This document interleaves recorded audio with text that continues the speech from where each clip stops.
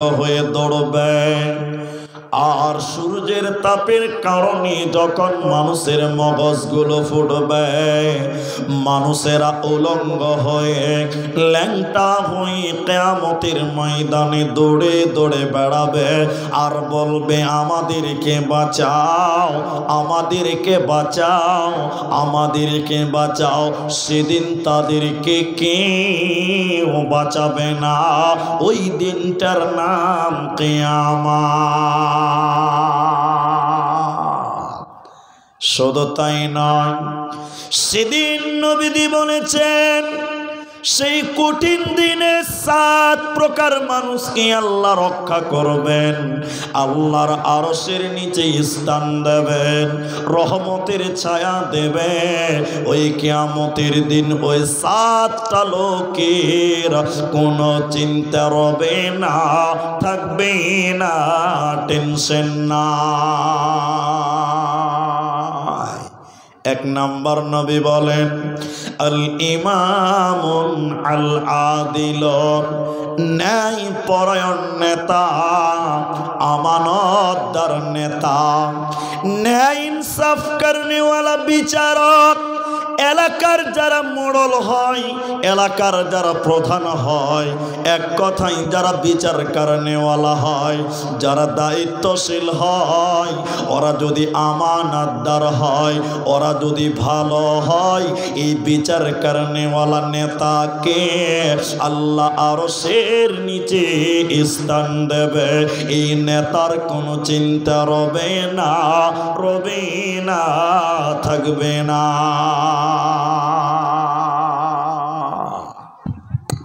যেটি মানুষ আপনারা মুখ খুলে বলেন, নেতা যদি ভালো হয়, নেতার কিয়ামতের দিন কোনো চিন্তা থাকবে না, বিচারকের কোনো প্রবলেম থাকবে না। কিন্তু যেটি মানুষ আছেন ভাই, সবাই মুখ খুলে বলেন, বর্তমান সময়ের নেতারা ভালো। এতটি আসতে মাথা হিলেইছেন কেন যে ভাই? মুখটা খুলে বলেন, বর্তমান জামানার নেতা মন্ত্রীরা ভালো না সব চোরের দল? আমি এখানকার কথা বলিনি, কালবের মামলা হয়ে যাবে বাবা। যেখানকারই হোক না কেন, বর্তমান জামানার নেতারা সব লুটে পুটে খেয়ে নিল। হ্যাঁ ভাই, আমার কাছে প্রমাণ আছে, দিবেন? থাক, আমি আপনাকে একটা কথা বলি, খালি মনে রাখেন, আপনারা বাঙালি বিহারি মিশ্রিত আছেন, খালি বুঝেন, চেষ্টা করেন। এটা খবরের অনলাইন ওয়েবসাইট থেকে পেলাম, মানে খবরের একটা পত্রিকা অনলাইনে, খবরের কাগজে লিখেছে, আমাদের এলাকার নেতা গরিবের পায়খানা খেয়ে নিয়েছে। নাউজুবিল্লাহ বলবেন না যে ভাই, পায়খানা তাও খেয়ে নিয়েছে? ওই যে গরিবের পায়খানা খেয়ে নিয়েছে, আমি বলছি নাউজুবিল্লাহ। ফের মনে মনে ভাবছি খেতেও পারে, ওরা কাল কাতরা দিবেন তাও খেয়ে নেবে। ঠিক বললাম না ভাই? বর্তমান এরা তো নেতা নয়, এরা হয়েছে লেতা। লেতা বুঝেন তো? লেতা বুঝেন না? ভোটও নিবে, যা পাবে খালি লুটকে लेता, और देता नहीं लेता है। ये लोग नेता नहीं है, ये लेता है, लेता। সব লুটে নিবে। তো খবরটা পড়লাম যে গরিবের পায়খানা খেয়ে নিয়েছে। খবরটা পড়েছি তো শুনেন কি কইছে। কইছে যে নরেন্দ্র মোদী গরিবকে পায়খানা ঘর দিয়েছে। আপনাদেরকে দেয়নি ভাই? এরা কথা বলে না, দেয়নি? কইছে নরেন্দ্র মোদী গরিবকে পায়খানা ঘর দিয়েছে, নেতা ওগুলো সব খেয়ে নিয়েছে। তো কথা তো ঘুরে ঘুরে ওইটাই হলো যে ভাই, সব চোরের দল, লুটে পুটে। যারা বিচারক, দেশের নেতা, জনগণের কর্ণধার, জনগণের ইমাম, সে যে স্তরে হোক না কেন, আল্লাহ নবী বলছেন যদি আমানতদার হয়, ভালো হয়, আল্লাহ তাকে কিয়ামতের দিন আরশের নিচে স্থান দেবে। জোরে বলুন সুবহানাল্লাহ। কিন্তু বড় মুশকিল, বড় মুশকিল। ওমর বিন আব্দুল আজিজ রহমতুল্লাহ আলাইহি, এদিকে দেখেন, মেম্বারে উঠেছেন খুতবা দেওয়ার লিগে। মেম্বার বুঝেন তো? পঞ্চায়েতের মেম্বার নয়, ওই মসজিদের মেম্বার।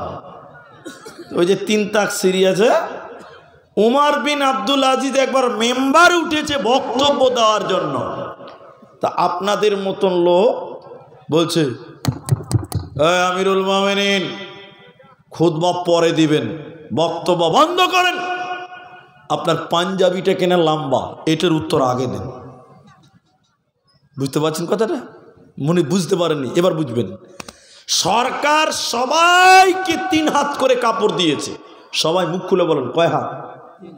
3 হাত। আমার 3 হাত, উনার 3 হাত। তাহলে যে বক্তব্য দিবে ওকেও ক হাত হতে হবে? এরা বলে না কথা, 3 হাত। তো উমর বিন আব্দুল আজিজের 6 হাত হয়ে গেছে। তো আপনাদের মতন লোক ভাবছে যে নেতা মনে হয় চুরি করেছে। বুঝতে পারছেন? তো বলছে বক্তব্য পরে দিবেন, পাঞ্জাবি কেনে 6 হাত, এইটার উত্তর আগে দেন। চুরি করেছ ডাইরেক্ট। তো উমর বিন আব্দুল আজিজ তিনি বক্তব্য থেমে দিলেন, বললেন, ও জুমার লোকেরা, এই প্রশ্নের উত্তর আমি দিব না, আমার ছেলে আব্দুল্লাহ এই প্রশ্নের উত্তর দেবে। মুসলমান, আব্দুল্লাহ জুমাতে দাঁড়িয়ে গিয়ে বললেন, ও লোকেরা, তোমরা ভেবেছ আমার বাপ চোর, চুরি করেছে? না, আমার বাপ পেয়েছে 3 হাত, আমি পেয়েছিলাম 3 হাত।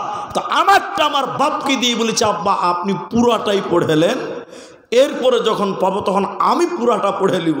আপনি ভাবিয়েন না যে তোমরা যে আমার বাপটা চুরি করেছে, আমার বাপ চোর লয়। একবার বলুন সুবহানাল্লাহ। আমি এ এলাকার বলছি না, আহমেদাবাদের কথা বলছি না, কোনো জায়গার কথা তো হবে। নেতা ভোটে জিতেছে, 5 বছরে 3 তলা বাড়ি হয়েছে। কতলা বাড়ি হয়েছে? কারণ আপনি খালি বলেন, ভাই তোমার তো 1 তলাও ছিল না, তো 5 বছরে তোমার 3 তলা কি করে হলো? উত্তর দিতে পারবে? এরা বলে না কথা, পারবে? সব গরিবের মাল মেরে দিয়েছে, আমানতদার নেই। আল্লাহর নবী বলেন, সাবআতুন ইউযিল্লুহুমুল্লাহু তাআলা ফি যিল্লিহি ইয়াউমুল লা যিল্লা।